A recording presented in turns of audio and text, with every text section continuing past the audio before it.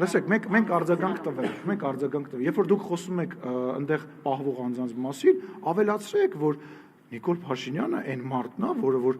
ամեն տարի, ամեն ամիսը մեկ ինչ որ գործողության հետևանքով մարդ է վերադասնում Հայաստանի Հանրապետություն։ Մենք չենք, ասենք, գլուխ գովում,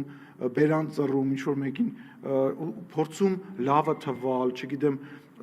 քաղաքականության մեջ տղամարդ խաղում։ Մենք գործ ենք անում, եւ այդ գործի հետևանքը այն է, որ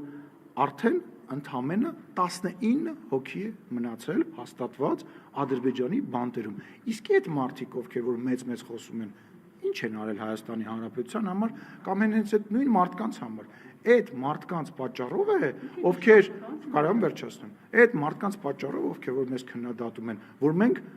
ունեցել ենք 44-օրյա պատերազմ, որ այդ մարդիկ հիմա բանտում են։ Հենց որ այդ մարդիկ, ովքեր որ մեզ հիմա փորձում են քննադատել, թող լռեն։ Պարոն Սիմոնյան, խոսելու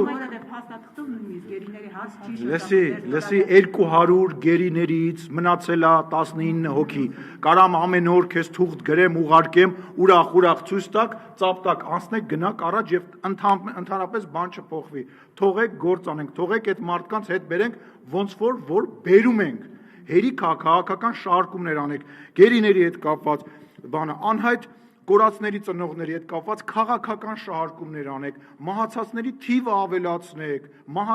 թիվը ավելացնեք, չգիտեմ, ամենի մահի վրա, չգիտեմ, դժբախտության վրա աչոք հավաքեք, հերիք աչոք հավաքեք, մարդկանց ցավի վրա, հերիք եղավ, թողեք հայ ժողովուրդը ապրի, թողեք այս մարդիկ ուրախանան, ժպտան, գնան աշխարհ պտտվեն, տեսնեն իրանց համար լավ բաներ առնեն, հերիք այդ նավսը, Քոչարյանով, Սերժով վերցրեք, այս դրսից եկած օլիգարխներով վերցրեք, տարեք ձեր մոտ ձեզ պահեք, հերիք եղավ, բոլ եղավ։ Պարոն Սիմոնյան, երբ որ խոսում ենք խաղաղությունից, այդ երեքը նավս են այս երկրի վրա։ Այդ երեքը հայ ժողովրդի անեծքն են։ Ռոբերտ Քոչարյանը, Սերժ Սարգսյանը, Սամվել Կարապետյանը, մնացածը բոլորը, որ հիմա եկել են ձև են անում, որ ուզում են իշխանության գան, հայ ժողովրդի անեծքն են։